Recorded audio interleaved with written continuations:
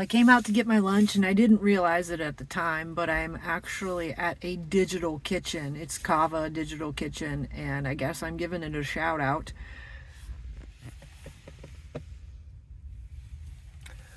Which means that I should have placed my order before I left.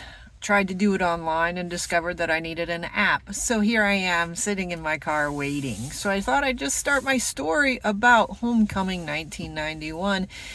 Which actually really isn't even a story about homecoming for me. It's a story about my homecoming date and how much fun we used to have together. We did have a good time together. But before I do that, let's talk about episodic memory and exactly what it is. So remember that an episodic memory is one that's unique to you.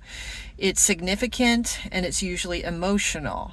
Now for me, I'm talking about flashbulb memory, sorry. Episodic memory is just one of those episodes of your life. It's really just kind of like the daily day in and day out kind of mundane stuff that we do on a regular basis. But some of those stick out a little bit more, and so that makes it a flashbulb memory. And I suppose that this would be a flashbulb memory for me because it was a funny incident and it was, well, fun and memorable. And it's a story that I'll continue to tell. Although I don't think I've told this story very much. And again, it's episodic memory and it's homecoming 2024. And not to take anything away from my students, it's your big night. My gosh, you couldn't ask for better weather for a homecoming night. So ladies, your hair will be great. You'll look perfect. Your nails will be done. And I hope you just have a great time.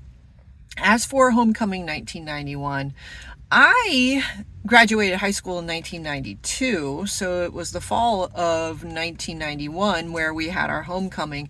And I really didn't go to a homecoming much. I think that my senior year was the first year that I went to homecoming, mainly because I don't think I got asked out. I don't think I had a date. So, I mean, I hung out with the guys in high school, but I wasn't really dating material, I suppose you would say. I was always around other people and I had a good time.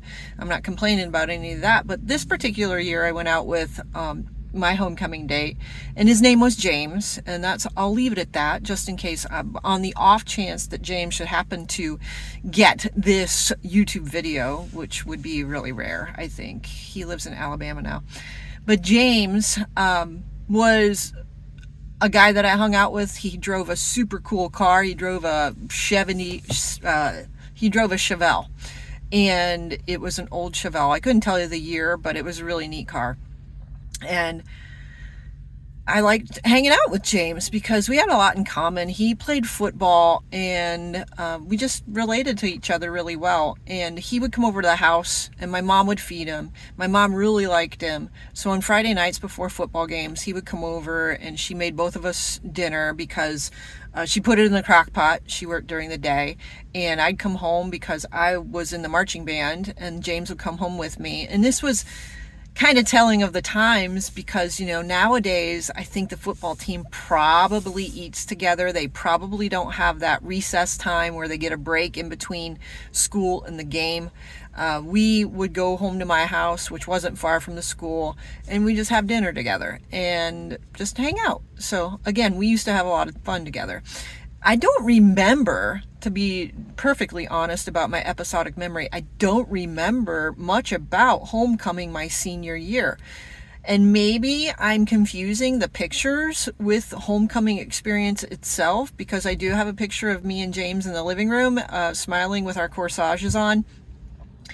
So this could be a complete fabrication because, you know, your flashbulb memory and episodic memories aren't always all that accurate, and this one might be mistaken. But it's not a story about homecoming itself. This story was actually just a time when we were hanging out and we had gone to the reservoir. We were fishing. I don't know why. It was just a random thing to do. James was not a hunter or fisher. It wasn't his kind of deal. But it was probably just one of those things that we were hanging out together. And it's like, hey, let's go fishing. And, you know, we were catching the little bluegill fish. We were catching teeny tiny fish. I mean, we were novices. And that was enough for us because we were just having a good time. And the funny part about the story really isn't the fishing itself, isn't the fact that we were doing a nerdy thing like fishing on, I don't know if it was a Friday night, I couldn't tell you what night it was, but it was starting to get dark and it was about time to go home. And so we were wrapping it up. and James had the keys to his really cool 1970 Chevelle in his hand. And so he was standing by the reservoir, and the reservoir, if you're not familiar, city folks, is a great big huge body of water that serves the drinking water for the community. So we're hanging out, and he's gesturing out this way with his car keys in his hand, and he goes like this, and the car keys fall off of his hand, bloop, right directly into the water. And here, I must have made James very nervous when he was around me, maybe, I don't know. But he dropped the keys into the water, and we're not talking about, I mean, a reservoir is a reservoir. It's not a pond, mind you, it is a reservoir. And so it dropped, he sticks his hands in, and there is no seeking the bottom. So it's kind of cute, because we're both like, oh hell, what do we do now? What do we do now?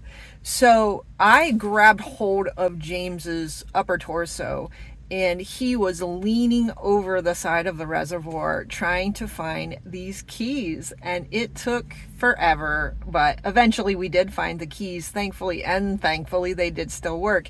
It wasn't a day where we had a fob where it had to be digital, and he could put the keys into the ignition, and we were raring to go at that point.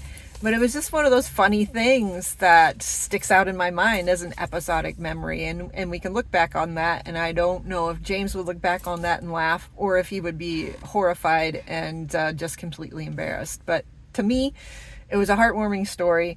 And I do have fond memories of hanging out with James. He fit into the family real well, and we just had a lot of fun.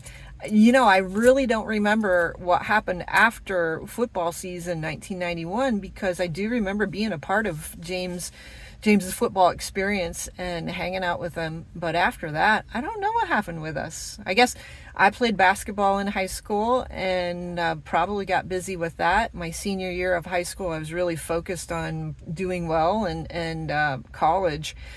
So maybe we just drifted apart. I don't know. I did see him on my 15-year reunion, and we hung out there, and I met his beautiful wife. She was so fun and friendly, and I don't think I shared that story with her, but maybe she'll see it now. Anyway, I hope that you guys at Indian Land High School have the best time at homecoming tonight. I do hope to see you tonight. Because I want to see all those pretty dresses and see the handsome guys, and know that you are going to have a blast and form new episodic memories for yourself. Okay, talk to you then.